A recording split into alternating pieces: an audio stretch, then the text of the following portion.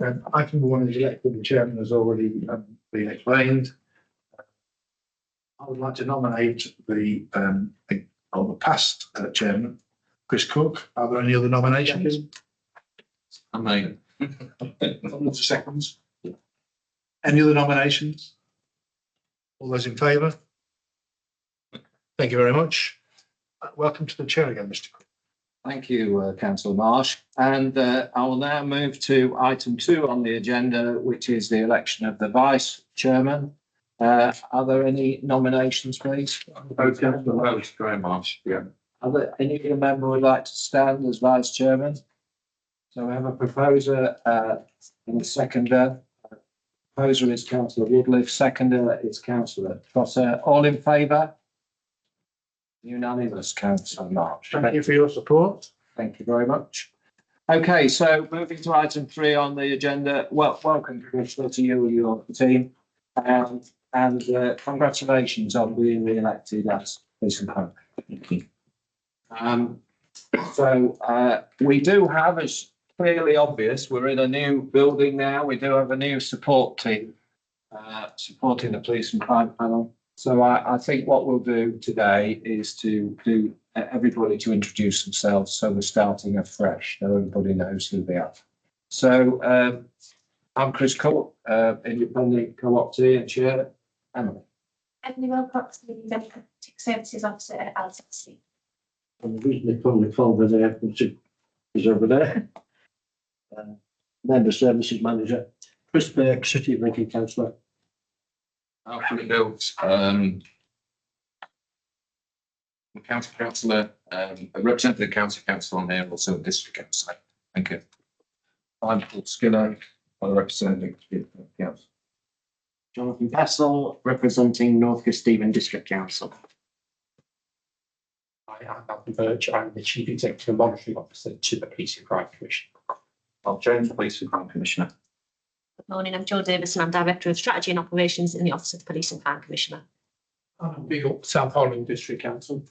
Good morning, Sarah Trotter, South Kesteven District Council. David Williams, Co-opted Independent. Stephen Woodard, Councillor Woodard, Bottom Council. Good morning, Councillor Graham Marsh, Eastlands District Council. And I'm Nigel West, Head of Democratic Services at County Council. Thank you. Councillor Burke did introduce you. You'd probably like to introduce yourself. I'm Nicola Calvin, I'm the Member Services Manager here at LCC. Okay, thank you very much. And thank you to the County Council for taking over and supporting this panel. And I do think that East Lindsey have supported this panel for 12 years at least. So I would suggest that we write to the Chief Exec at East Lindsey, thanking them for their support.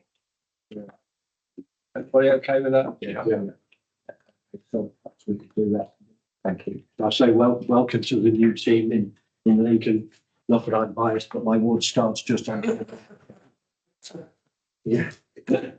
Okay, thank you for that. So do we have any apologies for absence, please?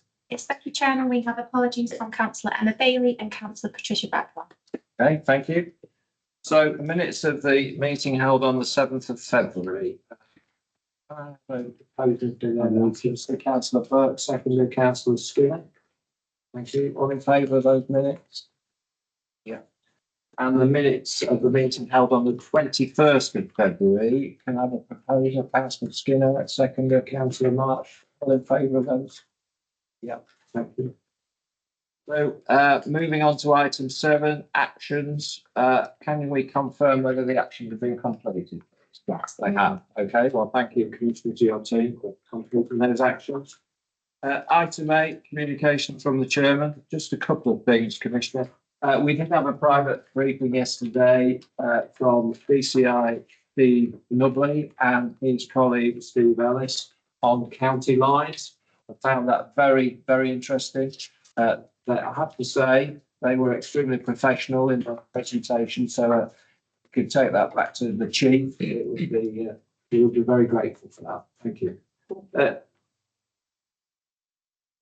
Thank you. If I may, I made a suggestion that similar to Hackney, that they did something with county lines sort of if there's a spare police station or facility to sort of encourage youngsters, etc., to see what the impact of county lines, etc., are like happenings. Thank you. Thank you. If I may, Chairman, I think that's an excellent idea. Obviously, all contributions from local government colleagues towards the cost of it would be gratefully received, but I would be happy to explore any such opportunities. Thank you for that. And just talking about the happenings, Commissioner, I think the committee are unanimous in saying what a fantastic initiative it is, and congratulations to you and the people involved in that for putting that for the communities in Lincolnshire. Thank you. And I think, sorry, Mr Chairman, Rural Crime Team has been very active. I see they've got another criminal from up Durham way, coursing, so thank you. Pass that on. Okay, It's good to read. Being a country girl. thank you.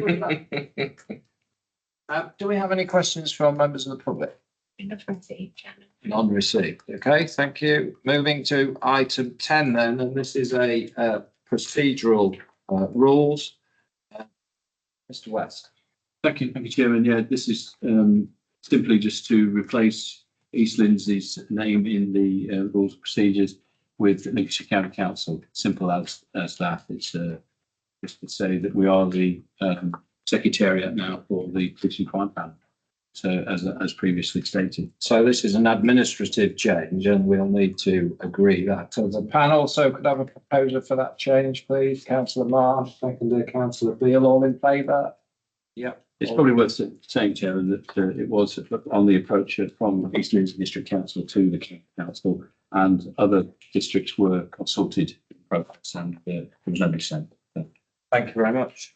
Okay, so moving to the delivery of the police and crime plan. Over to you, Commissioner. Thank you. Thank you, Chairman. Obviously, everybody's got the report, so I'm just happy to take any questions about that. Thank you. Okay, so I've got a first question. At our last meeting, we discussed your media statement regarding a proposed closure of some policing hubs around the county. You expressed your disappointment at the lack of consultation in the process and informed us that you would be asking your new chief constable to review that decision. I wondered if you could provide an update for the panel. Yes, and the chief constable is indeed reviewing that. Now, one of the challenges we have is that we've got a general election, if nobody's noticed that. It will be next week. We need to understand what whoever forms a government will do, because there's different policing commitments that have been made by various parties, all of which might have an implication on the number of neighbourhood policing officers and where they will be deployed, etc. So it would be remiss of us not to take account of that before making any decisions about strategic location of buildings, etc. Because there are radically different plans on offer, and we certainly wouldn't want to move operational policing from certain areas, buildings, to other areas, and then find that we have to move them back. So there's a bit of a holding pattern on that for the next sort of few months, probably till autumn, when we'll know, whoever the new government is, what their plans are, how they will manifest. So we're working on that, but that doesn't affect the other piece of work that I set out to do, which is a College of Policing-led review of neighbourhood policing model. So that will not include the use of buildings, but it will include the way neighbourhood policing works. So that is underway at the moment, putting that together. Do you know the timeline for the review of the policing model? It would be too early to say. I mean, from my point of view, as soon as it's practicable, we've been getting the terms of reference correct. So we put initial terms of reference together, consulted the chief constable to make sure there was obviously join up and sort of happiness that we were hitting the right things. We've communicated that to the College of Policing. They've then made some suggestions. So we're just working through all of that process. So it will be as soon as the college can sort of put the right people to that work. They've identified a lead for it, so it's just a case of them getting on with the work, really. Thank you. I mean, when that work's completed and you're going to look at implementation, I think that'd be helpful for that to be presented to the panel in some form. I've been clear that that report will be published, subject to anything that obviously is operationally sensitive. Yeah. We will happily bring it here, but I will further than that, I will make sure it's published so that the public can have assurance that, that review has been done in an open and transparent way. Thank you very much. Next question I've got is you also gave a media interview about the National Grid's intention to establish a network of pylons throughout Lincolnshire, and that there was a risk to interference with police radio signals. I wondered if you could give us an update on that, please. Yeah, I mean, there was a formal consultation process carried out by National Grid. At that point, I contacted the force to say, what operational comments would you like feeding into this? They consulted not only locally but nationally to make sure that they fully understood the implications, and the response I put in was very much based upon that. So it wasn't my own thoughts and views so much as a collation of the professional advice received. So that was submitted. One of the challenges we have, National Grid would dispute some of those things, but they haven't at any point written to me or communicated with me as to why they think those things are wrong. So at this point in time, I have nothing whatsoever to suggest that National Grid, their assertion that some of that isn't correct. They're not forthcoming with any information to back that up. So at this stage, we've made clear our position.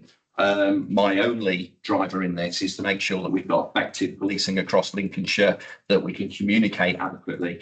Obviously, there is a plan to change the method of communication across the emergency services. So this isn't just policing, it's the whole of emergency services that would be affected. But there is no timescale yet for that implementation. So I have to work on the basis that the current airwave system will be the communication until such time as we have a viable alternative. So, I've put in my consultation response. I've had no response back from National Grid, and that is where we are at the moment. Okay, thank you very much. Yeah, seek a little bit of clarification then, if I may, and congratulations on your re-election, by the way. Are you, the evidence that you've got is that there is a risk, or there would be a risk if we had those pylons to policing across Lincolnshire? It's not just policing, but emergency services in general, because it's the airwave system itself. So the evidence we had suggested that due to the height, which is significant with these new pylons, they're not the same as the existing pylons, with the amount of current they carry, they just, I think it's significantly greater. So there was risk of complete breakdown of the airwave system in places, interference and sort of white noise, if you like, but also just interruption of service. So there were a range of issues that could play out. The problem is these are all cubs, which is exactly what I said in my response, that any kind of risk that's not mitigated is an unacceptable risk as far as I'm concerned, especially when there is a viable alternative for them, which is to go offshore with, rather than use pylons.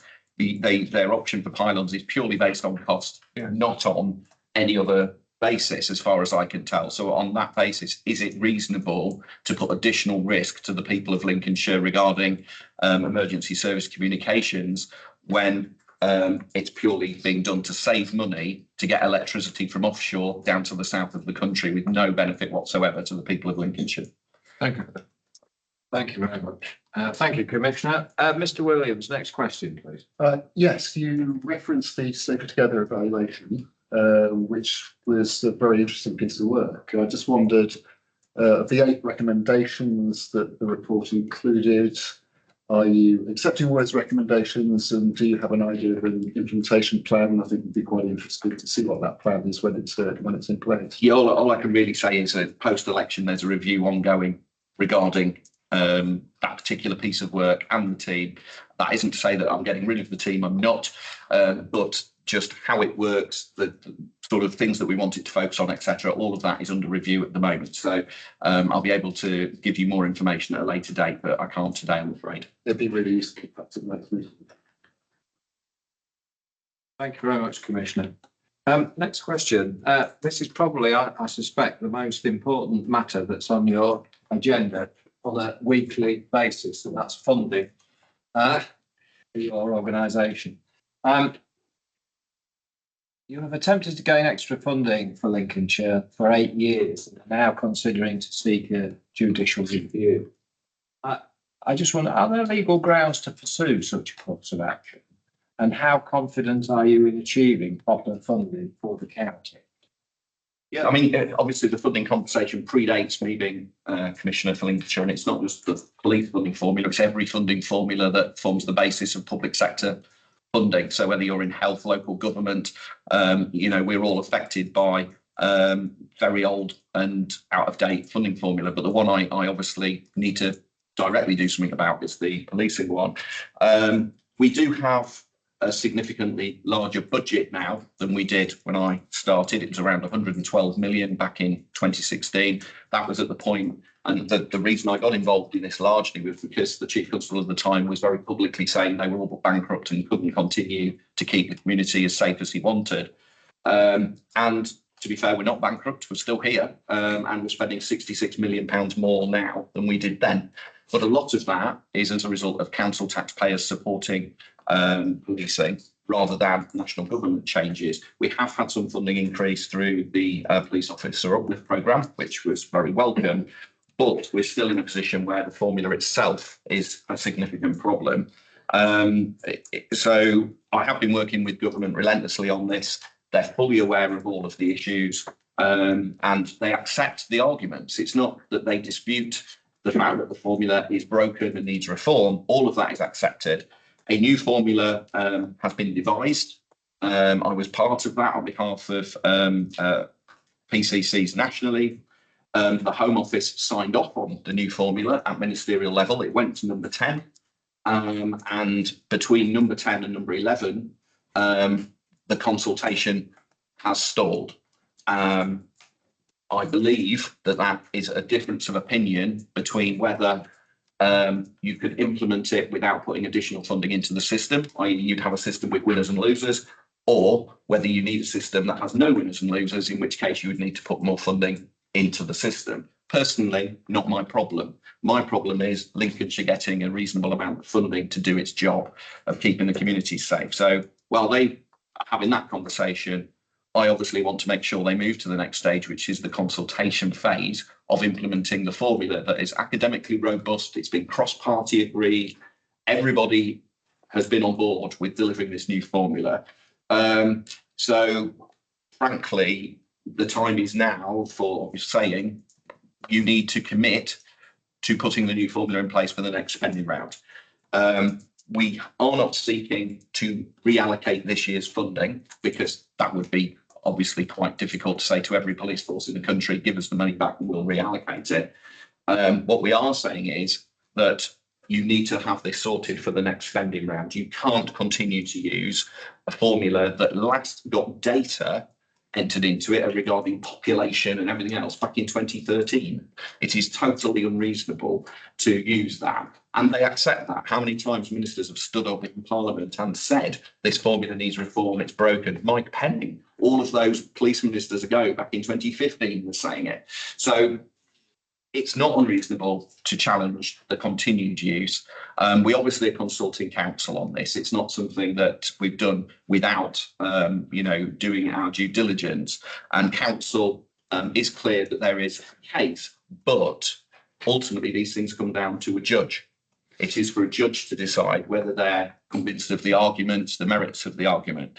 So regarding level of comfort around whether it be successful, we have an independent judiciary and we will put our case forward and it will be for them to decide. But I cannot look the people of Lincolnshire in the eye a year or two from now saying we can no longer continue with the level of service that we've got if I haven't done absolutely everything to try and make sure that the funding is as fulsome as it can be. So this is part of that long-term strategy to get the funding we need. Thank you. Yeah, Councillor Burt. Thanks very much. Just on the funding formula, Commissioner, in the light of the current fact we are in a general election, have you consulted at all with the Shadow Home Secretary on how likely an incoming government that wasn't Conservative would be to look?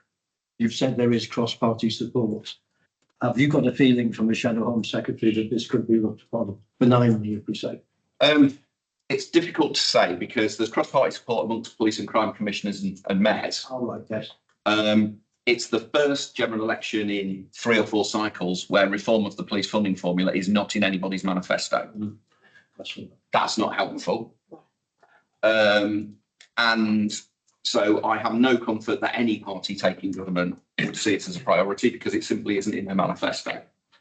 That said, any Home Secretary taking control of the Home Office will have to address the fact that there's an ongoing potential judicial review into the use of it.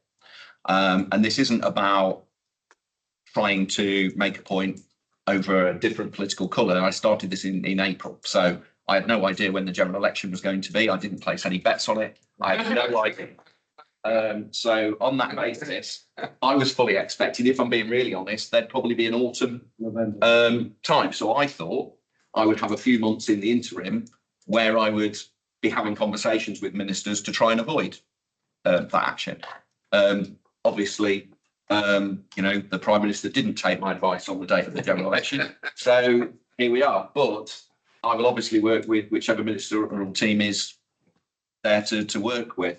There are conversations, as the police and crime commissioners, we're an odd bunch. We work together across the board because there's so few of us that you really, if you put us in a room to work together, you wouldn't see any kind of party political split. It doesn't work like that. Yeah. And so we work very closely together. So working with colleagues across England and Wales, there's a general acceptance that the funding formula needs reviewing. And in fact, there is, as you'd expect, a letter going in from the Association of Police and Crime Commissioners to the new Home Secretary once we get one. And included in that is an ask around the funding formula. So, and that is obviously a cross-party England and Wales thing. Okay, thank you very much for that. No more questions on Councillor Beale? Thank you.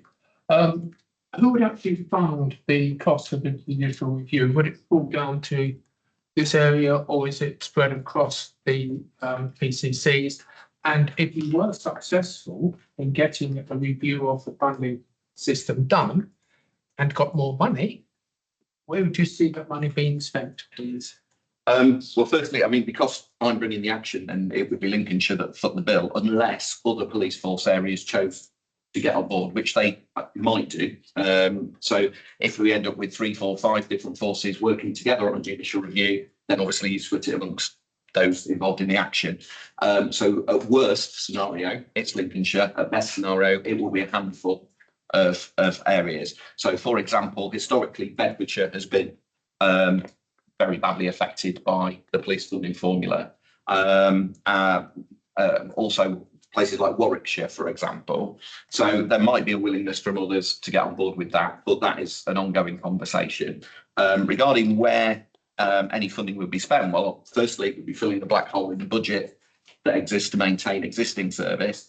And then there would have to be a conversation with the Chief Constable, because what would happen is any additional funding would be phased in over time. So they use a damping mechanism. So if and I will completely make up the number, if Lincolnshire was to get an additional £20 million, we're not next year getting £20 million.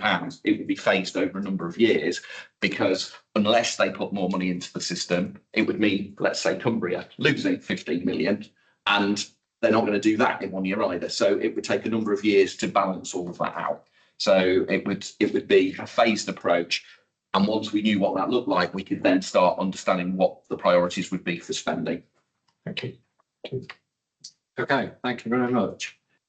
Next question. The planned budget for the Chief Constable was going to be 160 million. That's up from 146, which I'm sure he's very pleased about. But is it a sustainable position? That depends very much on what an incoming government decides to prioritise. If you look at national government spending and what is currently ring-fenced, the Home Office is not a ring-fenced department. So if you look at that in real terms, non-ring-fenced departments are set to lose about 12%. Now, that doesn't mean to say the Home Office will lose 12%, because it might be somewhere else loses more and the Home Office loses less. And within that, you've got different priorities. So if they stop spending £7 or £8 million a day on hotels because they solve the illegal migration problem, whoever gets in government, then that would free up money, which they could then reallocate to policing or whatever. So it's very hard to say whether it's a sustainable position. I mean, this is the same challenge Lincolnshire's had for a number of years, where we can put together a medium-term financial strategy. Always uses reserves to balance, but actually quite often, due to the fact that we bid for additional funding whenever opportunities arise, changes in government priorities mean that we can usually get additional funding in year that we just didn't know was going to be available, and we end up not spending all the reserves that we thought we would need. So that means that we can usually push that problem back a year or two. And that's very much been the situation ongoing for Lincolnshire. So history would tell me yes, but strategic, accurate planning on budgets would tell me no, based on what we currently know. It's just what we absolutely know will happen is change. So until we know what the change looks like, you know, we will always plan to be balanced in the one way we can, which is use of reserves, but actually we'll fight to make sure that we don't need to use those. Thank you very much. Thank you for that. Mr. Williams, next question, please. Yeah, a couple of questions on in-year funding, effectively. The hotspot response fund, you referenced that. I wonder if you could just say a little bit about how you anticipate that being used. Yeah, I mean, it's a great initiative. It's given us an option to bid for funding from government up to £1 million, and we've been successful in getting basically the maximum amount we could get. The frustration I always have with these things is that they're time limited, and quite often there's so many hoops to jump through and there's so many restrictions. They'd be much better off giving us the money and let us localise what we wanted to do to meet our own demographic need, rather than a centralised London view of the world that ends up with us trying to circumvent that within the rules, but circumvent that to end up trying to deliver the right thing for Lincolnshire. We're fairly confident we will do that, but it is very frustrating when you're working with these, that you have to spend a disproportionate amount of time and effort putting together plans to meet their restrictions. And then on top of that, you have to spend a lot of time proving you've spent the money delivering on their version of the world all the way through. So that's frustrating, but nevertheless, it's still a good opportunity. So 15 areas that have been identified based on the data. And this again is why I'm constantly saying to communities, report, report, report. If you don't report, we don't have the data, you won't get the money. It's as simple as that, because I have to base it on figures. So please take that back to your councils. We need people to report. So if you say, oh, is there a point to reporting? Absolutely, because 15 areas of Lincolnshire are going to benefit from hotspot patrolling to tackle antisocial behaviour in key areas. And that's based on that data. And it will be tightly measured, reported back to the Home Office, obviously reported in Lincolnshire too. And all the evidence suggests that hotspot patrolling does work. It does reduce antisocial behaviour. And the key question that I would always ask is, well, does it move it somewhere else? And the evidence is no. It doesn't move it somewhere else. It deals with it, which is good news. But as I say, I would much rather they gave me the £1 million, so tackle antisocial behaviour, and let us come up with a local plan in a less restricted way. Just what you said, Commissioner, thank you. You say report, and yes, I'm 100%.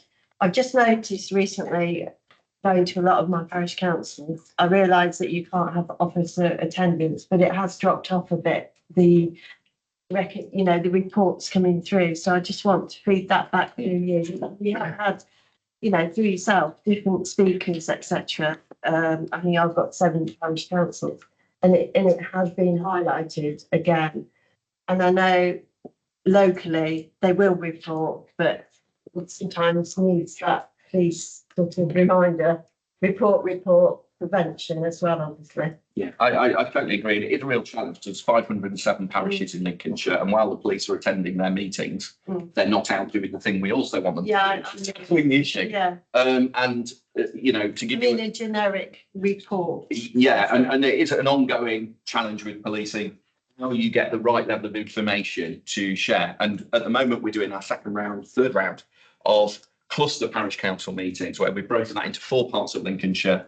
So there's an invite to roughly a quarter of the parishes to attend these, and they're getting higher level Lincolnshire-wide strategic view, a sort of medium level tactical view, and then a local view as well, so that they're getting much more meaningful information than just a flat sheet of paper with a few stats on it, which I'll be honest doesn't necessarily give you an overview. So if, for example, you were in one part of Lincolnshire and it said you'd had 6 vehicle crimes, and we knew that they were mainly keyless car entry crimes, but we'd also arrested the criminal in a different part of Lincolnshire doing that thing, it wouldn't show on your report. It would just look that you'd been victims of crime. It wouldn't necessarily give you the outcome. So it's trying to bring that together to give people a bit more knowledge and comfort that actually, whether it's that burglar, that vehicle crime, the ATM theft, whatever it is, so what are you doing to actually bring those people to book? Are you being successful? A bit like you were saying about the hair coursing, they don't just come to one bit of Lincolnshire. So it's trying to improve that picture overall. But it's very difficult to get attendance at 507 different events like that and maintain the level of policing. Yeah, I think they accept that you're not going to get the personal attendance, but certainly, yeah, a bit more personalised reports would be much appreciated. Thank you. Thank you. Just before sorry, Joanne. So I was just going to add the parish council sessions that took place last week and last night. Part of that presentation included how areas can access their own data on police.uk, and that's actually current. So as quickly as it's updated by the police, it's available to the public. So accepting that at those presentations, they are taking people through the data and the strategy. They're also signposting where people can self-serve. Perfect. Thank you. Thank you, Joanne. Before I ask you to continue, Mr. Williams, Councillor Woodley, I do apologise. You wanted to ask a question. Thank you, Chairman. Good morning, Commissioner. You mentioned just now that there was a great general agreement amongst police and crime commissioners across the country that the funding formula needed to be revised. Is that replicated amongst chief constables themselves? Because obviously there'll be winners and losers. So how did chief constables has that been communicated through to PCCs, how they feel about revision of the funding formula? Because I can think of one or two people that might be a bit worried in terms of how perhaps managed to and so on. Yeah, I mean, it certainly isn't for me to speak I understand that. chief constables across England and Wales, although I would agree. I think some of them would welcome it, others maybe not so much. But nevertheless, if I'm being really blunt, the method of funding policing is directly a matter for PCCs, not for chief constables. It is very much not operational policing. It is very much the strategic funding of the service, which is statutorily our bag, not theirs. So in as much as I think it is important that we hear the views of chief constables in that space, I equally think it's valuable for them to hear the views from PCCs in an operational space, but nevertheless, ultimately the view on operations should be the chiefs, and in this case it should be the PCCs. So I think you're right, there are going to be some different views in chiefs, but it's generally accepted amongst those whose legal duty it is regarding funding that we need to do this. Anything else? Yes. As I fully appreciate that. I understand that the role of the PCC is different from that chief constable being primarily operational. But obviously the money determines what they can do. And if you have a large amount of money at your disposal, perhaps like Thames Valley, you might begin to worry about what you can actually perform with what you have less, rather than whether Lincolnshire and Cornwall and one of the other places could benefit for a few pennies more. So it is relevant, but I appreciate your position. Yeah? I appreciate that the decision is made by the PCC.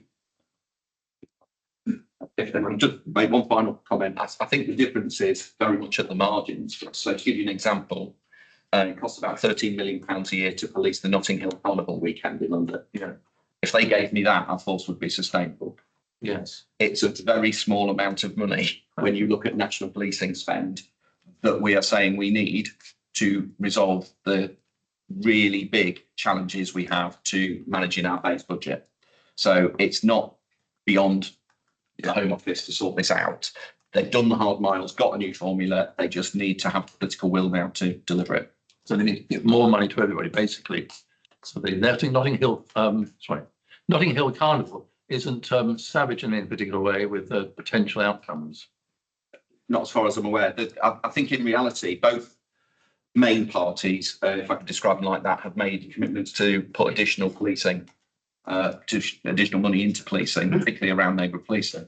Well, if you reformed the formula before you put that money in, you wouldn't need to take any money off anybody. So if you were going to put an additional funding in for 8,000 police officers across England and Wales, and you changed the formula first, it would just mean you were giving more money to Lincolnshire to balance that up.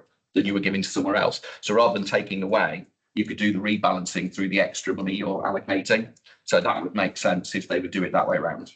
Thank you. Thank you, Commissioner. Thank you very much. Thank you. Mr. Williams, next question. Yes, another funding one. You referenced the long-term plan for towns. 20 million over 10 years between 3 towns and 3 priorities. So that sounds ultimately a pretty thin spread. Any sense of what you're likely to leave from that and how that might be used? Well, I think it's less about what I'm likely to reap and more about the actual areas. So PCCs were made statutory members of those boards.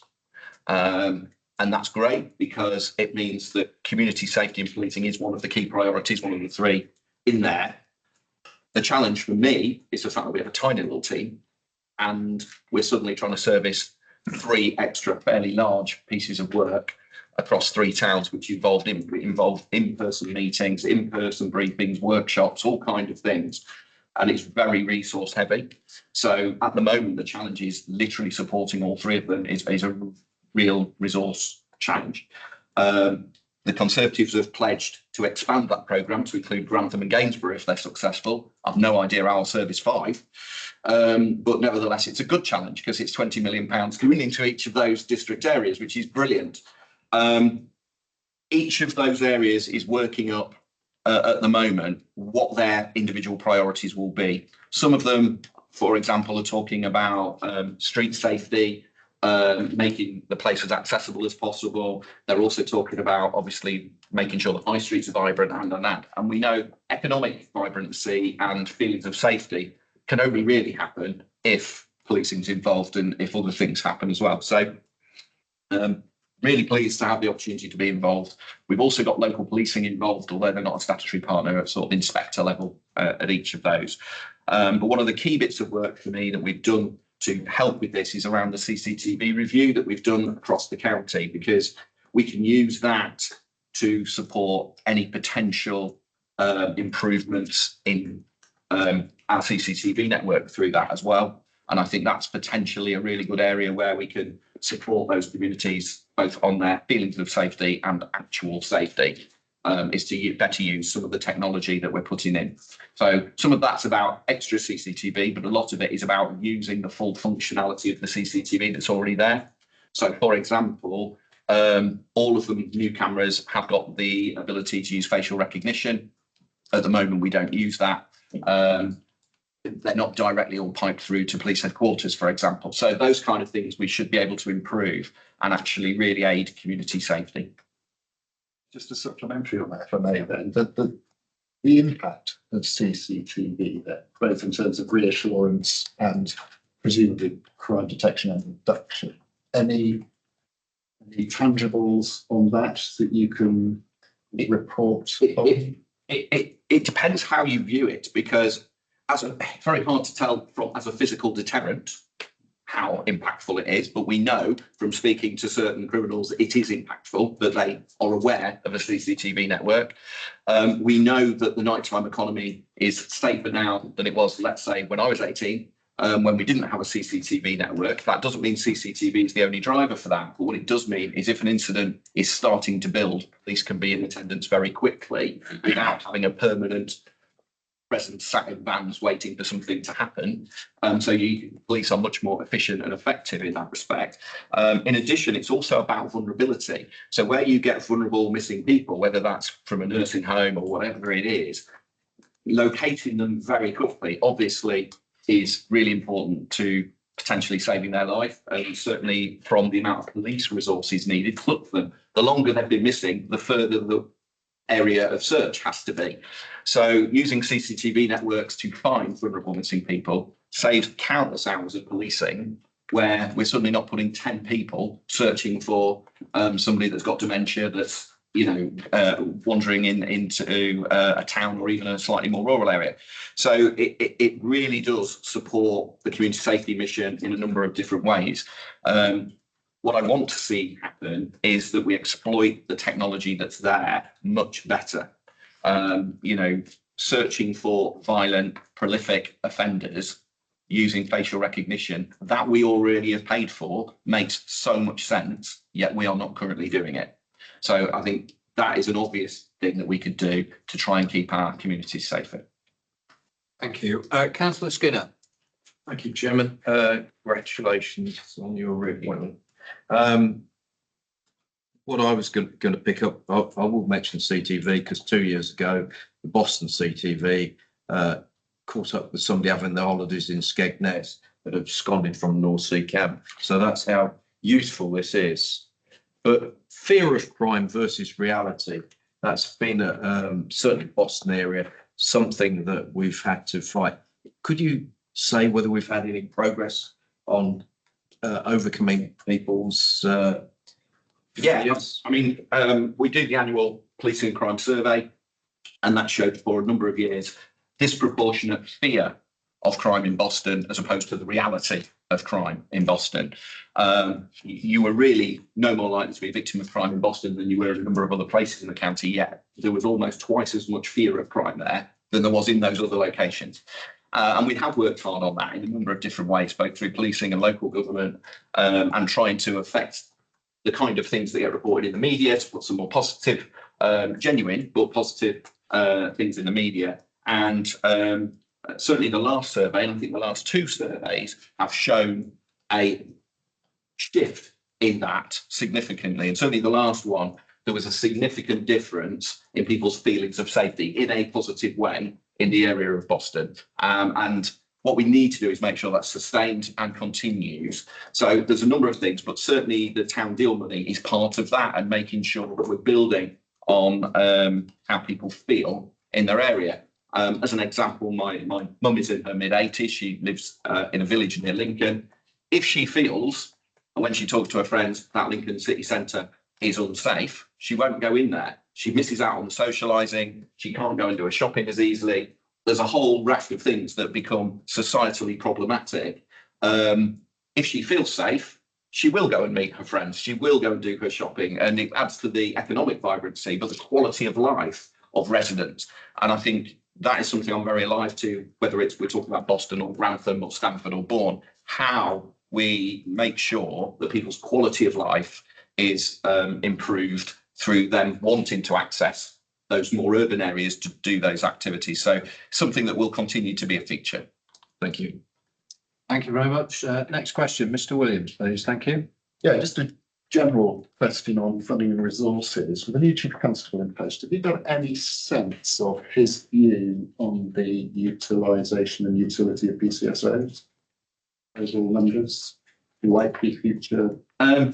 Actually, we've got a meeting next week, where, I mean, rewind a little bit.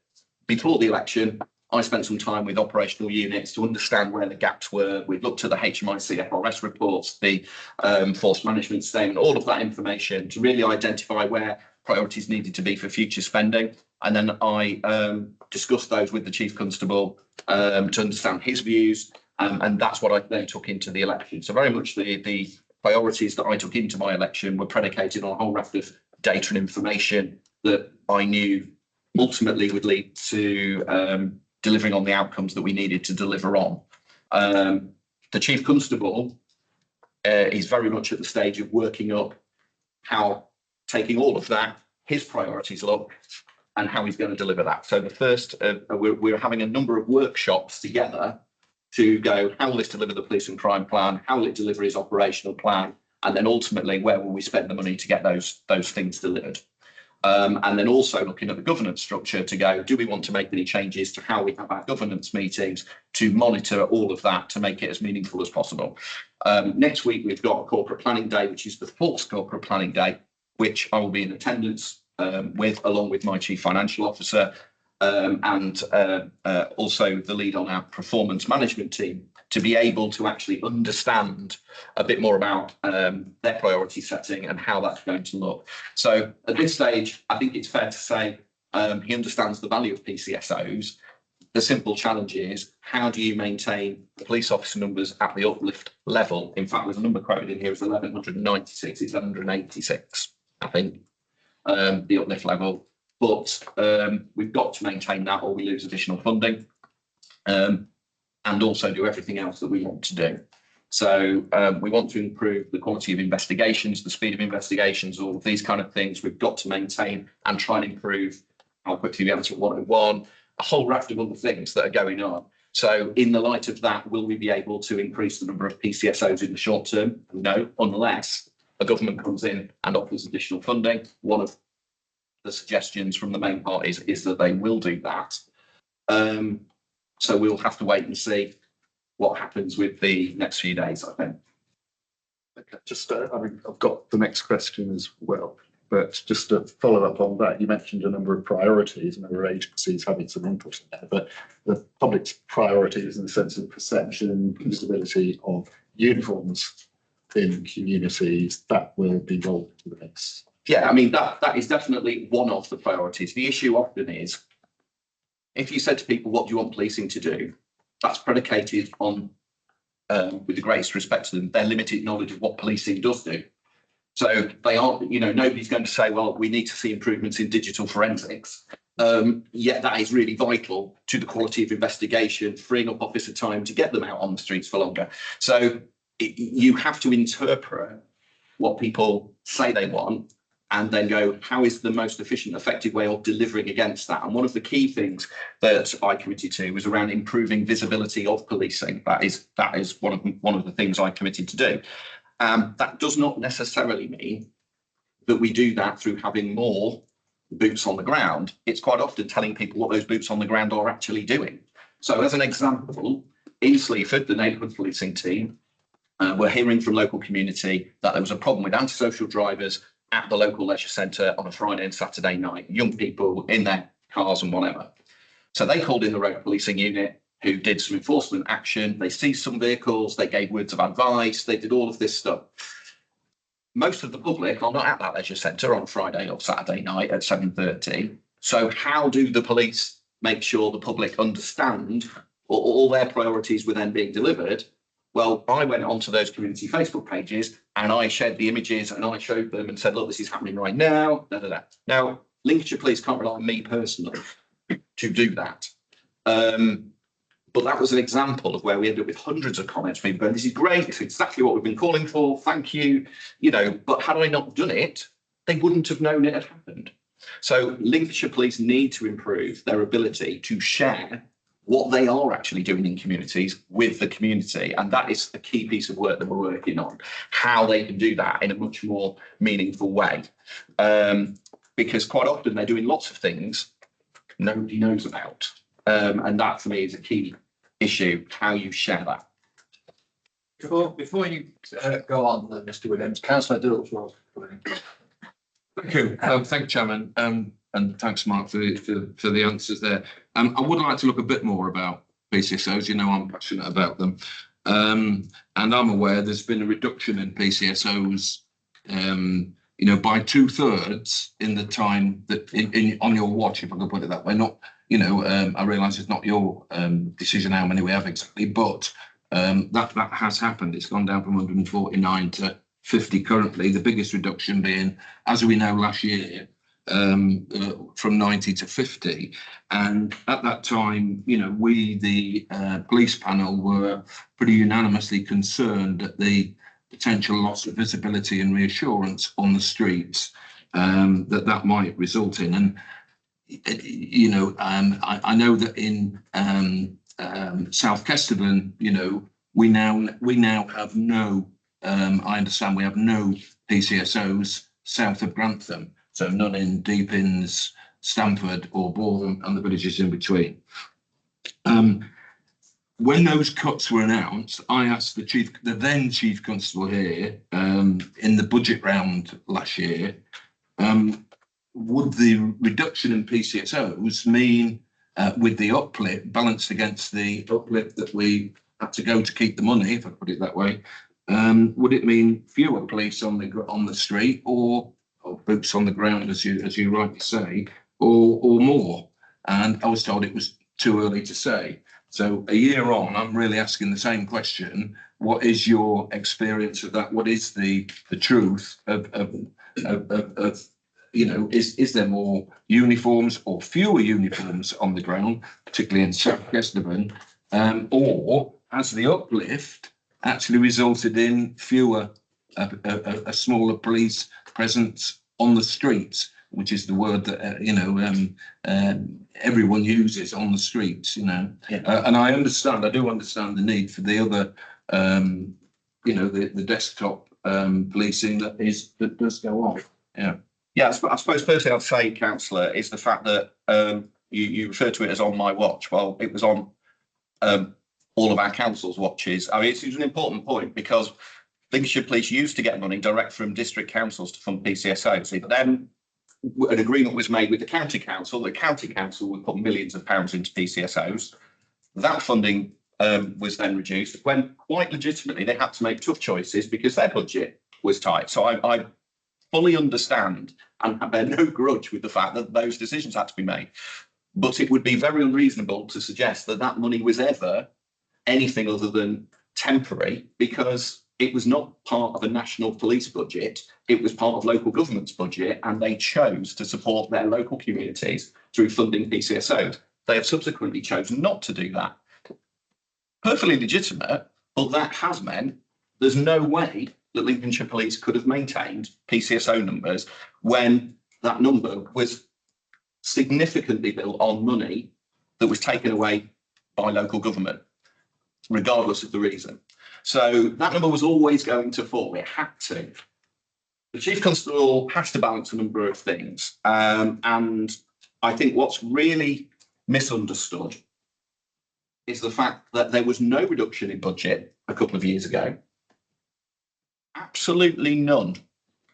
I was giving the Chief Constable a record budget, and the Chief Constable chose to create £2 million worth of new roles to tackle new and emerging risks and priorities, and he chose to take that from an existing budget, which was the PCSO budget. So there was no reduction in budget. It was an operational choice.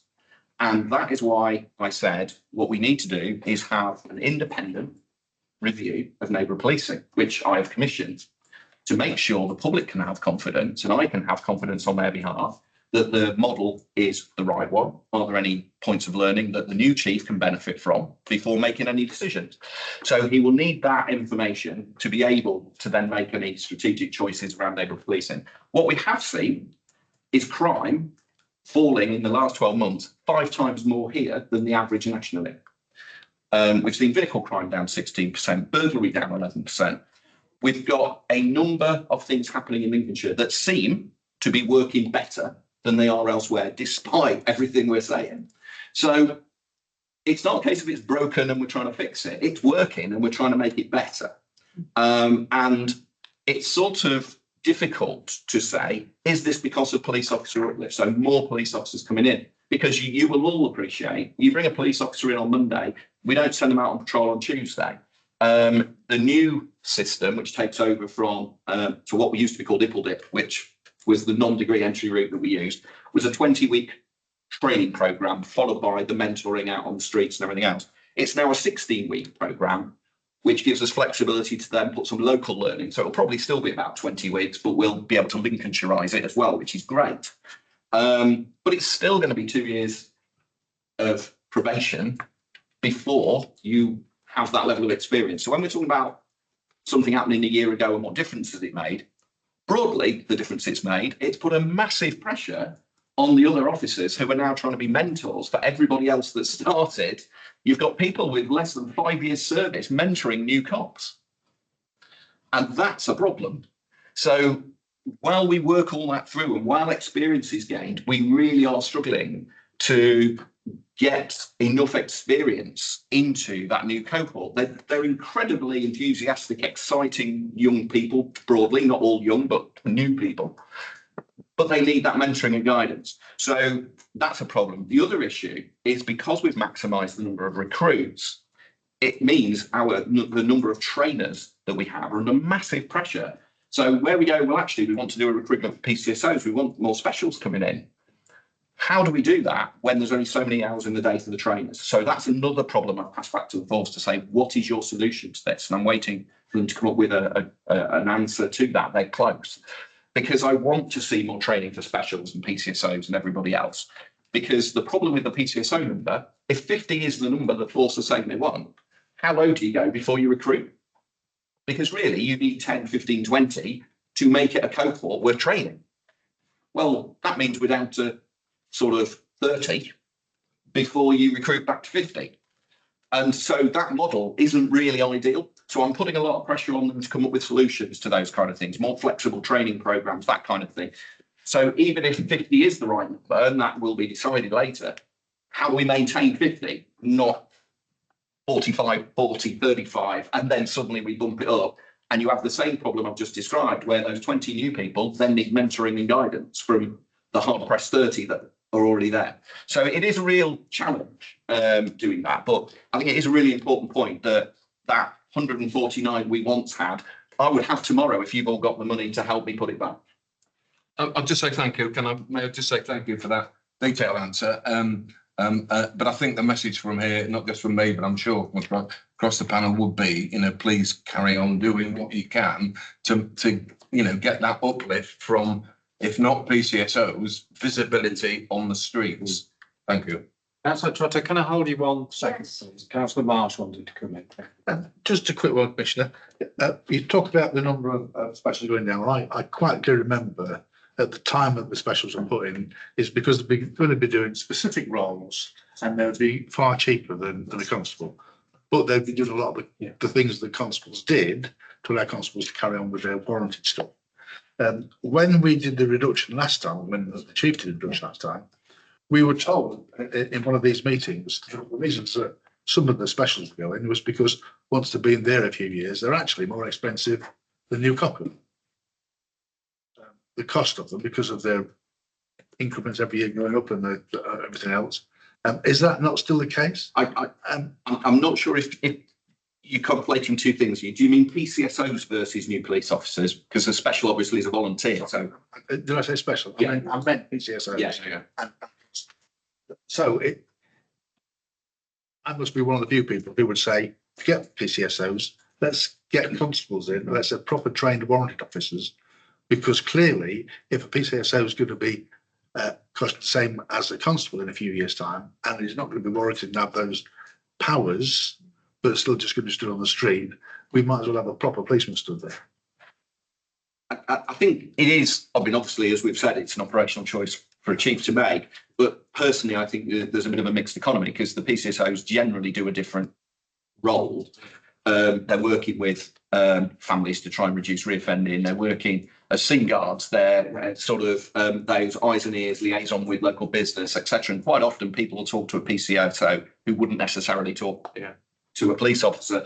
So I think there are some advantages to the PCSO model. But at the same time, I recognise what you're saying. And I've been clear, it's been a pledge of mine for a number of years, maximising the number of police officers is a priority. And I think it needs to be while we're running at the numbers we are. As part of the change in funding formula, you would expect another 200 or 300 police officers and probably another 100 PCSOs and some additional police staff would come ultimately out of that change. But until that happens, there's almost a critical limit beyond which we don't want to go with the number of police officers, because otherwise they're all missing rest days. We're paying extra overtime, which is more expensive. We're wearing them out, all of that stuff. But the specials, I think, are really important because they do have those warranted powers. They can support the front line in ways. So if they're going to execute a warrant, you can have regular officers backed up with specials rather than, having everybody just being a regular. So there needs to be some concentration on that, and specialist specials are something we want to see. So people that maybe in their daytime work in the world of cyber that can come in and then support our mission around that. But we're working with the College of Policing and again the Home Office, and we'll need to know a new government's view on reform of the special constable role and how it all works, because at the moment they all have to go through the same kind of training program, a limited version of what a PC goes through. Well, arguably, if you're bringing somebody in for their cyber skills, they don't need that. You could bring them in as a warranted special potentially, but create them almost limited duties to their specialism area. You're not sending them out on a Friday night in a town centre, so they don't need necessarily to have that same training. So there's lots of different things we could do, but it's working with the college and the Home Office to try and make that possible. If I just quickly respond, thank you. Sorry, I messed up and probably PCSOs. I absolutely agree that specials should be brought in and doing specialist bits because of their skills, and that's about looking at your skill set and what you need to uplift. Whether they need to be warranted officers, I think they should be, because it's almost a badge. It's a show that we respect them for giving up their time, and we trust them, and we give them this warranted officer status, which is a really important, powerful status. So I would support anything to do more with specials. Thank you. Thank you. There's two members want to come in. Councillor Trotter first. Yeah, just what you spoke about lack of trainers. Would you, do you think you'd ever consider going back to where, because we heard yesterday that lots of forces are working together for County Lines, not to BTP, Leicestershire, etc.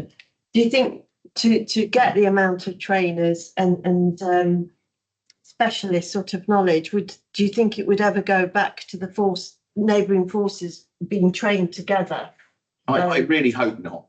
You wouldn't. The problem is the sheer distance involved. If you live in Skegness and you've got to go to Leicester for training, it's just not viable, because that's what we do with public order at the moment. We send them to Leicestershire, and so it's no surprise that then, bear in mind, public order trained officers do it as volunteers. They don't get paid extra for it. So if you live in Skegness, it's a heck of a training commitment when you've got to go all the way over to Leicestershire to do your training. So those kind of things are a problem in a place like Lincolnshire, just because of its geography as much as anything. So it's not that other areas don't have great teams, but also they only employ the number of trainers they need. So it's an everywhere problem. But yeah, it is really difficult to know what the solution is. I mean, one of the things, you train more trainers. That's an obvious thing, but it's easier said than done. It's much more complicated than that. But that is one of the questions I've asked the force is, you know, if you're saying it's a lack of training capacity, why can't we just build more training capacity? So we're looking at all of those options at the moment. But yeah, I wouldn't favour a regional approach to what I would consider standard training. Specialist training, we obviously do work together as required. But yeah, for that general everyday stuff, I think it's a bigger problem than it solves. Okay, thank you. Councillor Burke. Thanks, Chair. Thanks, Commissioner. I've noticed, because there has been an uplift of policing PCSOs and warranted officers in Parkwood, for example, in my area. And so I've seen the advantages of PCSOs, and I agree with you that the more we can develop PCSOs in a more specialist role, that they'll make a vital contribution. And I know that your colleague from Humberside in previous iterations where we've been at those national conferences has also led in development in that area. But I've just picked up a few questions ago, you mentioned about levels of numbers. Are you saying that the number of PCSOs could fall below 50? It already has. Yeah. Because if 50 is your target number, as soon as anybody retires, you're down to 49, then you're 48. So it's already below 50. And that's why there's a recruitment being planned to bring the number up. But then you've got the question of what number do you bring it to? 50, 55, 60? Because you're going to get that wastage happen all the time. That's it's life. Somebody gets a new job, they leave, whatever. So all of that is, I'm waiting for that plan to arrive on my desk to say how the police are going to cope with that change. When they said they were moving to the 50 model, it was one of the first questions I asked. I was assured that a solution would be found. And sadly, I'm still asking for the solution, but I'm confident I will see it very soon. But that is one of the challenges, how you do that. So, for example, the number of PCSOs was doubled in Boston as part of the new model. So where we're talking about there being fewer, there's actually twice as many, going to 10 in Boston area. So the challenge is there 10? No, because people have left and whatever. So if you've got a model and that's your operating number, you really want to be as close to that number as you can. So we're working that through at the moment, which is why, again, that neighbourhood policing review is really important. As I said, I'll be as transparent as possible on that, because it is me holding the force to account on the model that they've introduced. But as I say, the new chief can then use that as good information as to how he will improve it further. Thank you. Thank you very much, Commissioner. Mr. Williams, back to your question. Well, thank you, Commissioner, for anticipating my next question, actually, which is about the impact on experience levels within the force with the uplift in recruitment and also the mentioned people leaving as well. So you're going to ask the Chief a question about what he's doing to address that. So I think what I'd ask is perhaps we can have some feedback next time you're here on the answers that he gives, both in terms of, maintaining operational efficiency with all of the other constraints that you've mentioned, and also the public assurance or reassurance as well. Yeah, all of that is ongoing, and as I say, the other piece really is the fact that places that implemented the degree only entry routes have seen, on average, a greater level of attrition with leavers than we've seen.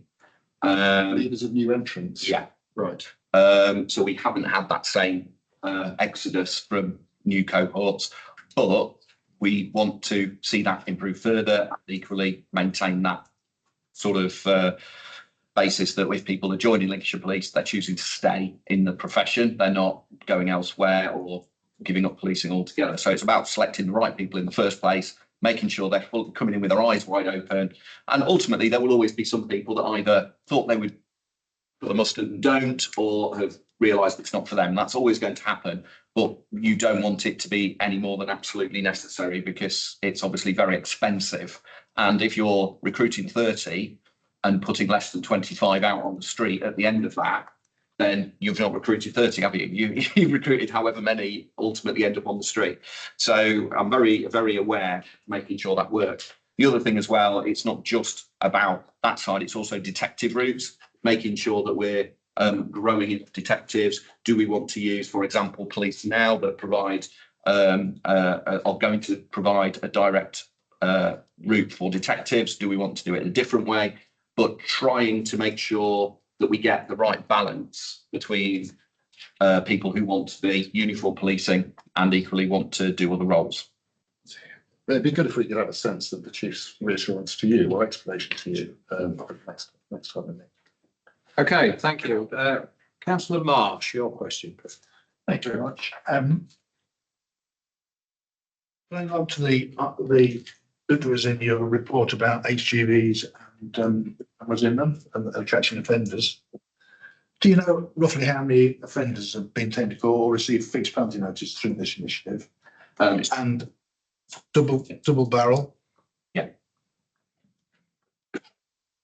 And how do you decide which companies you'll approach to put cameras in the car, or do they approach you saying we would like to be part of it?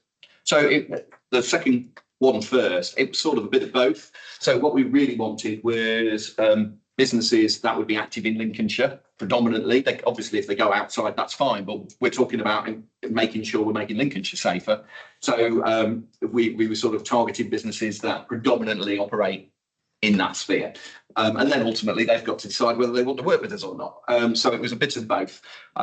It's too early to tell on the numbers because literally we're only at the stage where the cameras have just been fitted. So we're just not there yet. But it's part of a slightly bigger pilot scheme really with Humberside as well. So we both received money from Department for Transport for this initiative. And the approaches are different. So they're operating in taxis and something else. I can't remember, but we're operating in the HGVs and bus space. So it should give us a broader piece of work that we're able to look at that will be of value to the country. So it's not just looking at what Lincolnshire's doing, it's looking at how this expansion of Operation Snap using dashcam evidence can be used in the broader sense and what the outcomes will be. So all of that will obviously be evaluated so that we can feed it back to the Department of Transport anyway. But I'm hopeful we can do even more work with them on other schemes as well. So it's just one element of the road safety mission that we've got going on, really. Thank you. Thank you. Next question, Councillor Marsh. Has there been any consideration to using AI in the CCTV monitoring system to identify wanted people, known criminals or vehicles that have a marker on them, being used for travelling criminal gangs, and any update on funding from DLUCH? So again, a commitment through council tax to explore and exploit modern technologies, including AI, facial recognition and things. There's a number of different strands to this that are going on nationally as well, which are really important. Some of it's looking at artificial intelligence, some is looking at robotic processing, some's machine learning. There's a whole raft of things that are all swirling around looking for solutions, some of which is for speeding up processes like automated redaction of files, which we know has been a problem where a file that used to take a couple of hours to put together to put to the CPS is now taking 2 weeks because of the additional work that CPS have put in place, commonly known as DG6, which is all about you've got to have almost a court-ready file to get a charge decision, which is ridiculous. And the new Director of Public Prosecutions is much more amenable, I think, to taking a different approach to that. There are some trials ongoing about doing that a bit differently, and the East Midlands is part of that process. But nevertheless, AI is part of the solution there, both in the physical statement place, but also in the redaction of body-worn video and other things. So that's a huge gain potentially for policing. Things like motoring. So at our last 8 force area wide road safety summit that we had in the autumn, we were looking at various solutions, and Devon and Cornwall have been leading on some of the AI solutions around this. So some of their mobile deployable cameras will see you coming down the road, and they will take a picture of you if it looks like you're holding a mobile phone, not wearing a seatbelt, etc. But the AI bit then comes in afterwards to actually look at the image and determine whether that's right or not. And what it does, you can set the level of risk. So if you go, I want people that are bang to rights, it will only share those images with the controller, who ultimately has to make the decision that absolutely are really clear that you're doing it. You can equally have it on a gradient where you say, well, actually, if you think it's likely, if you think it's possible, and. So it's how much time you want a human being to then sit and look through images as to how much the AI can do for you. So it's already working in that space, and we're looking at that very closely. But there's a number of areas, I mean, countless areas where all kind of automated learning and processing is going to revolutionise really the way work is done in policing. It will, within 2 years, let alone 5 years, it will be transformed in a number of areas. The big issue with this is, like everything, funding, but also consistency. So we want everything done once and properly rather than 40 odd times differently, where every snake oil salesman with a product to sell says, here's a shiny thing, and we all buy a different shiny thing. We want a system that works. But it's doing, the problem is when you try and put a system in that works, it becomes slow and clunky to get everybody's agreement to put a system in place. If you're not careful, you end up with yesterday's technology tomorrow. And we can't afford that. So there's a lot of work going on. I'm sorry that's a bit rambling, but it's a difficult subject to give you a straight answer to. It's quite a complicated one. They call it new technologies, but when I was at the force 20 years ago, we had facial recognition, we had ANPRs, and they're all a real good tool that the police and other people could use. So I appreciate that you're looking into it and looking for new developments. Thank you. There's a number of members want to come in. Mr. Williams, I think you've got a. Yeah, just on facial recognition and what your view was, because I'm pretty sure you've included it in one or more of your questionnaires. Yeah. Public reassurance and like the impact in terms of privacy and all those associated issues. Yes. Might be expressed. It's an incredible tool that must be used incredibly responsibly, because public support for anything is really important in the policing space. We don't live in a police state and we don't want to. So it's the same conversation we used to have about CCTV. And now I can guarantee you, if we did a survey of the public saying we're going to take your CCTV out, do you agree? There would not be overwhelming support for doing that. People have come to understand that there's a value, even though it's monitoring their movements. It's not actually monitoring their movements, it's monitoring the movements of people that wish to do them harm or are causing issues to society. If you look at some ways CCTV and other technologies being used in less enlightened environments around the world, it can be a real problem, which is where governance comes into it. So South Wales was the first place really to lead on facial recognition. And they did some really good work through the South Wales PCC, Alan Michael, as was, he still is Alan Michael, he's just not the PCC. And he put in some really good governance structures to make sure that before the force was using facial recognition, when it first started, it almost had to come with a proper plan and say, this is what we're proposing to do. And then after the event, they evaluated how successful and, you know, did they follow their own rules of engagement, if you like. Now, for example, they used facial recognition at a stadium gig with Beyonce in Cardiff. And they arrested, I believe, 5 known predatory paedophiles who had gone to the Beyonce gig on their own. Clearly, it seems likely that they've got an ulterior motive for being at a gig that would attract young people. And they were able to be arrested. No other way that would have happened. It can be a huge force for good as long as you are able to assure the public that it is being used correctly. And you're right, the survey questions I asked were quite straightforward. Do you support facial recognition? But then it was to tackle major crimes, so murder, kidnap, rape, serious violence. Do you support it for those things plus prolific offending? And do you support it for all things? Over 50% of people said for all things. Forgive me, the number, oh, in fact, I have it here. It was only 4% said don't know. When we said serious crimes and prolific offenders, it went to 85%. And when we said for very serious crimes, it went to 96%. Now, bear in mind, that's a statistically robust survey that showed a significant support for law enforcement using it. And to give you an idea of how accurate it is, South Wales were taken to court to say, is it a lawful use, etc. And the judge determined that if it was accurate to more than 1 in 1,000, then it is. And it was at the time 1 in 8,000 that it was inaccurate to.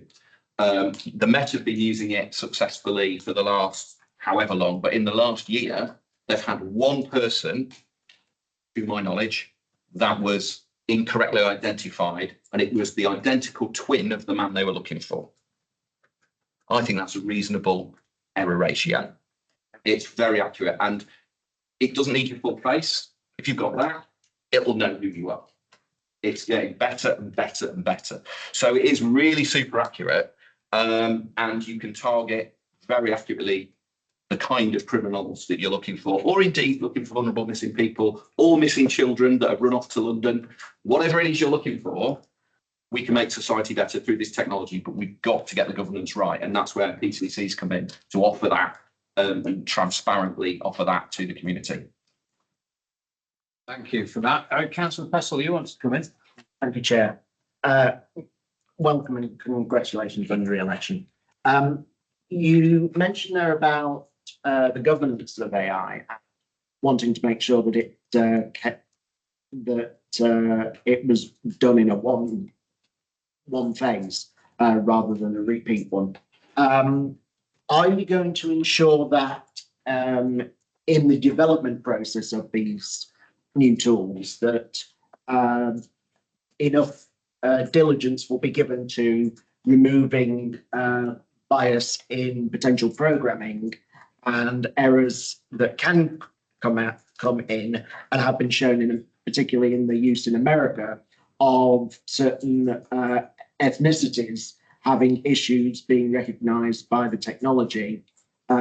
Hopefully that will be addressed before it gets in, and is there sufficient monitoring of that put in going forward? As I say, I think it's moved forward leaps and bounds in recent years. There is no evidence whatsoever in the UK that we have an issue regarding misidentifying based on ethnicity. As I say, in the Met, we've had 1 person who was an identical twin who was misrecognised for his brother. So those processes are built in. The chief scientific officer who works for the National Police Chiefs Council and ultimately reports to the Home Office directly that's one of his remits to make sure that that happens. And obviously he's from a science background, not a police background. And there are lots of checks and balances to make sure that, you know, these things are happening. I think everybody understands if you introduce a new technology that people are quite rightly going to question, if you get it wrong, you undermine the trust in that technology for a very long time. So nobody wants to get this wrong. And in the same way, it used to be the case, people were very wary about giving information out about where they were, what they were doing. And now people quite happily, of their own volition, will go on Facebook and show you pictures of what they had for lunch, where they ate it, the route they went running on, where they're going on holiday, where they've been on holiday. People are much more willing to share data and information now than they've ever been before. It doesn't mean the state should take that for granted, and they need to prove themselves worthy of managing that. And for example, the facial recognition technology does not store data. So it literally instantly gets rid of any images that are not directly of interest. So if it's photographing 20,000 people going into a Beyonce concert and there's only 5 people of interest, it's literally stored those 5 images. And I think that's also really important. It's not creating a massive database of people and their movements. Some parts of the world, there's like a social charter. You score social points for behaving appropriately in social settings, not jaywalking, for example, those kind of things. And if you do commit those misdemeanors, your social capital drops. And when you get to a certain point, you can't access certain public services until you get your score back up to make people behave as good citizens. We don't want to live in that environment. And so we've got to be careful that the technologies we put in place are used responsibly and are seen to be. If I can just ask one slightly different topic, but on the subject of technologies, well, slightly different here. The digital evidence management system is another tool that is being developed to streamline the process. Is there evidence or an aim that this is going to help reduce the issue of disclosure problems that have been notable cases where prosecutions have collapsed or been overturned, and who is this going to be a joint operation between police and Crown prosecution, or is it primarily a police focused and based service? Yeah, I mean, it certainly will improve the quality of outcomes and speed up. I think that's the thing. It's speeding up justice, which is really important, because as any parent knows, if you have a young child and if you said to them, you know, you shouldn't have done that, I'm going to tell you off in 3 months' time, doesn't really work. You need the sanction to happen as close to the thing that they did as possible for it to be as effective as possible. So speeding up justice is really important to create fairness in the system. So this ultimately will do that. I think there is an element of partnership in this. I think I'm right to say it's not just policing, because you wouldn't be able to deliver it on your own. So it should be a part of a more improved system. And I'd have to say the individuals working in the criminal justice system do an incredible job. I would say unless there's a significant investment into the justice system, we're going to be in for a very bumpy ride for a very long time. It's not just about prison population management, although that is a significant part of it, but it's if you put more police officers into the system, which we've done, oddly enough, they'll probably arrest more people. They'll probably then charge more people. The CPS then need to be able to deal with that. The courts need to be able to deal with that. The prisons need to be able to deal with that. Those elements have not yet got the resources needed to manage that. So society is probably going to have some difficult conversations about what it wants and expects policing to do, but also how it wants people to be dealt with once they've been brought to book. So, for example, certain crime types, is prison the answer? If it literally means they just go in and out, in and out, in and out, and it does give a respite to the community, accepted, but actually it's not solving the problem. Will we need to look for some other solutions? That might involve tagging, it might involve other interventions, community-based interventions, because if we don't do that, we're not, unless we build a lot of prison spaces very, very quickly, we're going to hit the buffers very soon. Okay, thank you. Councillor Beale, you wanted to ask a question? Chair. Mark, thank you for the answers you've given. You spoke earlier with regards to using technology, for catching people on the phones, etc., etc. If you take speeding fines, I'd love to, but I don't get to. that money goes to government continuity fund. And if you take Little Old Watford as an example, 4,822 fines, £500,000. If you had a similar system catching people on the phones, what chance of having an element of that and speeding fines being automatically redirected to the local PCC office and police forces where the crimes are committed, please? Yes, you quite rightly point out that it's not local policing or the road safety partnership that get money from fines, it goes to Treasury ultimately.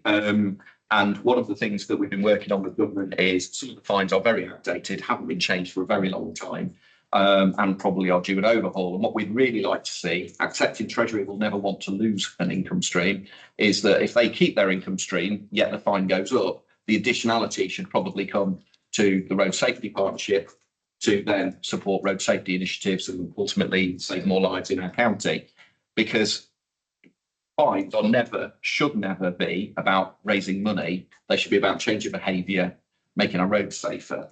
I'd be over the moon if we didn't get any fines in Watload, because it would mean that everybody was being a good citizen to themselves, their family, their friends, their neighbours. But actually what you just identified is that over 4,000 people are disregarding the rules. Whether you agree with the rules or not is a separate issue. You can lobby your MP if you think there's a problem. You can lobby county council if you want to increase the speed limit in your area or lower it. But if the rules are there, the rules are societal rules that we all try and live by. You could disagree with dropping litter. Doesn't mean it's okay to drop it. And if the speed limit is 50, then we should abide by it. So it's very frustrating when you get a situation where you've got 4,000 people ignoring that. But yeah, whether it's seatbelts that we know are a significant contributing factor to people who get killed and seriously injured, whether it's use of mobile phones, other distractions. I also think there's a real problem at a national level. There won't be any, but there'll be one or two people in this room who can't remember the clunk click thing every trip. Most of us can remember that. Young people aren't hearing that message. The amount of mainly young girls, but not exclusively, who put their seatbelt in, then sit on the seat so it can beep all the journey, is growing and growing and growing. That message that we all had has gone away. And we're sort of reinventing the wheel again with road safety. So it is going to be a priority for me to work as a central part of the road safety partnership to really move it into a new era, to really focus on how everybody who sets out on a journey can expect to arrive at the other end of it. And I think that's a really important thing for the county. So yeah, I'm very much up for, if we can use a new system where we could retain any of that funding, ring-fenced for more road safety support, then that's the right thing. On the flip side, just for balance, I don't think we should all be doing 20 miles an hour everywhere. That's not an answer. I think sensible speed limits to keep the economy moving are, really important. But nevertheless, we need to make sure people can get home from their journey. Thank you. Thank you very much. Councillor Marsh, back to you for the next question. Chairman. Thank you. Operation Stronghold. I know there are lots of traffic offences detected, but were there any criminal offences or criminal intelligence gathered? Yeah, I mean, it's an operational one. I mean, I'm happy to give you some information, but I would have to get it to give it on that one, I'm afraid. It's still an interest. It's nice to see what the things are. And the next one is a little bit operational, a bit tongue in cheek. The staffing report mentioned officers being posted to the coastal towns for the summer period. Is this a return to the policy used in the 60s, 70s, and 80s, where those officers be found accommodation, or will they travel in duty time, which will reduce considerably the time they will be available for operational patrol? Obviously, I wasn't around in this role back in the times you refer to, councillor, but as far as I'm aware, there isn't any accommodation as part of that movement. In part, that's because officers don't want that. They want to go home. They've got families. They don't want to be a week at a time staying somewhere that's, you know, further from home. The force are very aware of the well-being of those officers and making sure that their travel to work time isn't making them unsafe when they're driving home and, you know, everything else, or making them less effective on shift. So that is built into the summertime plans. And the summertime plan is a published plan, which is available for everybody to read. And it's a really good document that explains how strategically that will work. But yeah, it's about making sure that there is support for that extra influx of people, which under the old funding formula that we currently enjoy, we don't get any extra funding for. So when we do get 250,000 people come to Skegness in the summer, there's no extra funding for that. We just have to absorb it. So yes, it's about bolstering that, making sure there's an appropriate level of support, but it's not just about the foot patrol. It's the fact that sadly, you have more people visiting caravan parks, butlins, the beach. The amount of domestic abuse goes up. The amount of sexual assaults and rape goes up. And if you can imagine, I'm sure you can, a rape investigation where the perpetrator lives in Newcastle and the victim lives in Devon, and they happen to have the offence happen in Skegness, that's a huge resource issue for Lincolnshire Police. And those are the kind of challenges that kind of seasonality brings. So it's how we manage all of that. And that's partly why I wanted seasonality to be part of the new funding formula. And I'm a lone voice in that, but that's one of the challenges Lincolnshire faces, is that seasonal transition, because those people come from somewhere. So if, let's say, as they do, a large number come from Sheffield, well, they don't get a reduction in funding because there's fewer people there in the summer, any more than we get extra funding for taking them. Thank you. It's a thorny issue that's been there for many years, and hopefully it will be there for many years to come, because I hope the Cobs continues to encourage people to come on holiday there, because it is an important part of the economy, and it's important for people to come and feel safe while they're on holiday. Yes. You sound like you're campaigning for Skegness. Okay, next question, councillor Burke, please. Thanks, Chair. It might be appropriate to congratulate you on your election, even though I was an agent for the other side. It's been brought to my attention that in a statement, in a leaflet, which featured you during the PCC and local election campaigns, I think it was a joint leaflet, to be fair. It was said City of Lincoln Council did not consult with the police about the decision to defer the Christmas market in its current form. I mean, were you aware of that? And are you aware that it was the police and other emergency services that insisted to the City Council that the market was unsafe? In other words, I'm asking you, should somebody have fact-checked this before putting you in that leaflet? Yeah, I'm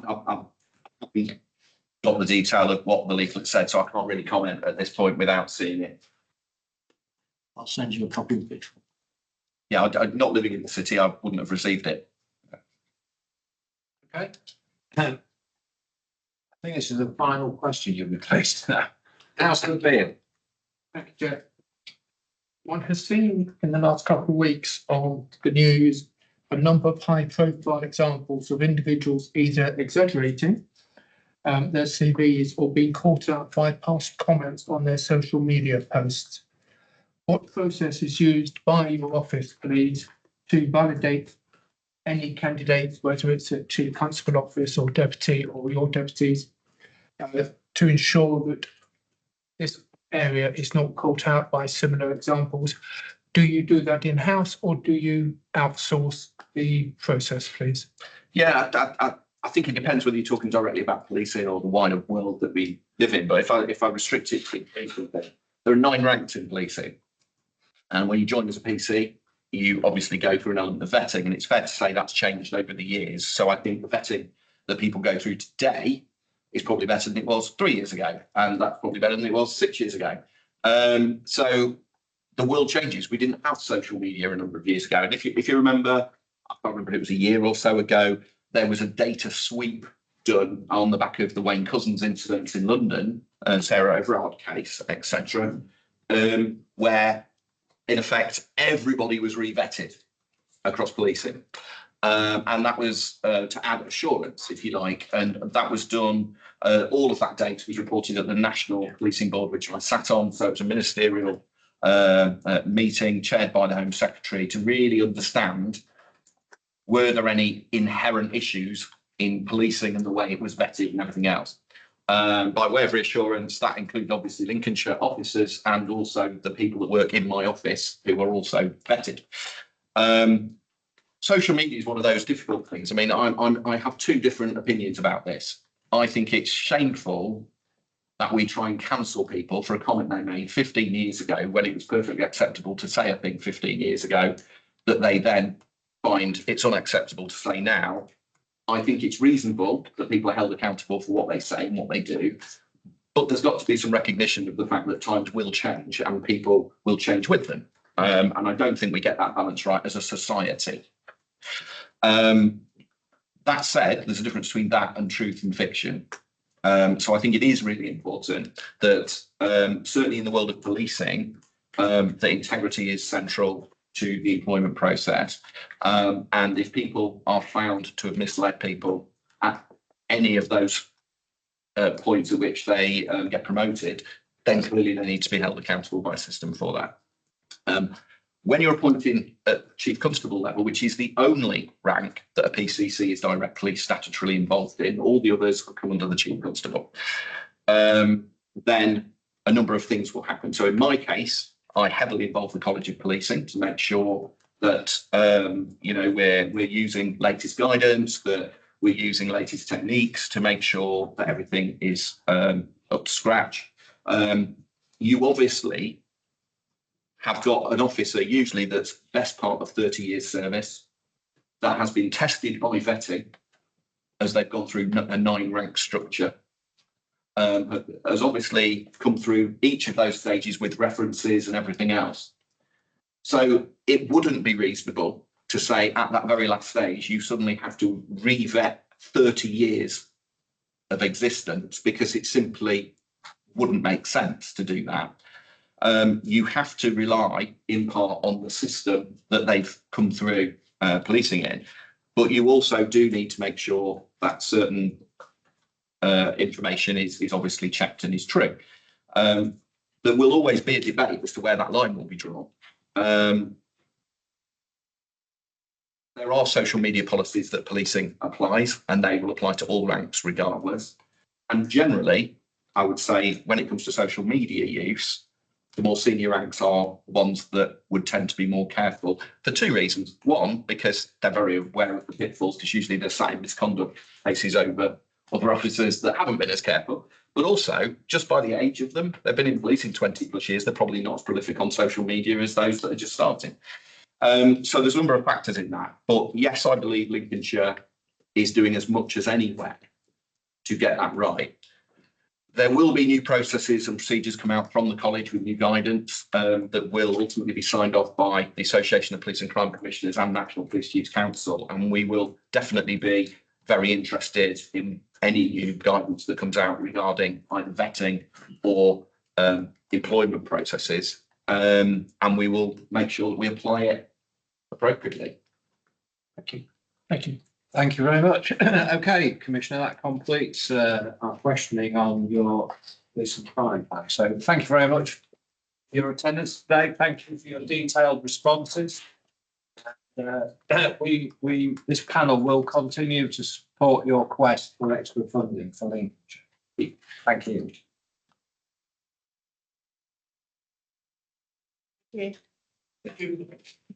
Chair, it doesn't come in the questioning, but I've taken the liberty of bringing with me some of the flawed packs that Mark's distributed around the county for all the members. Thank you. Thank you very much, Joanne.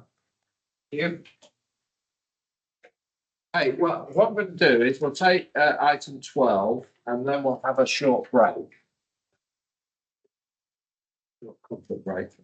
Okay, so over to item 12, Mr. Burks, thank you. Got nothing to add to the report. Yeah, I would remind members that details of all complaints, whether they're recorded or not, are forwarded through to the panel, so you see the detail behind them. Yeah. So there's nothing that I see that you don't see when I'm acting on your behalf. Yeah, thank you for that. I think we've actually liaised with East Lindsay to have that action on this occasion. There was one point I thought it states that there were 3 complaints, but it doesn't state how they were dealt with. I don't normally feel that would have been our practice to have that discussion before, but as I say, you've got the details of Yes. where we've done those.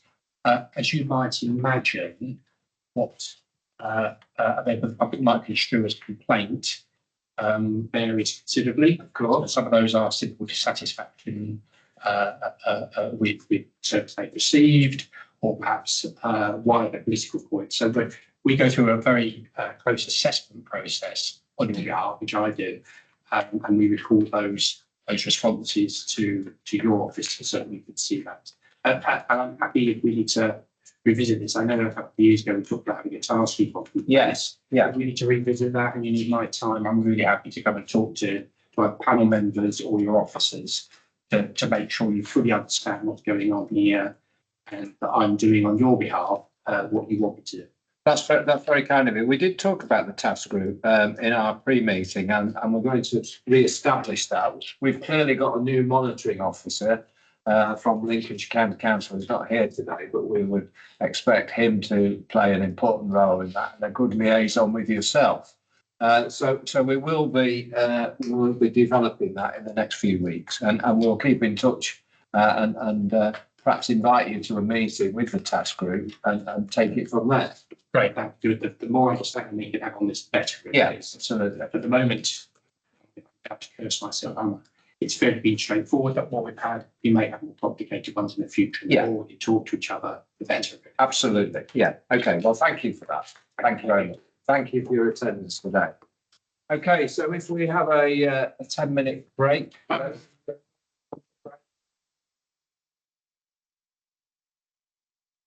Yes.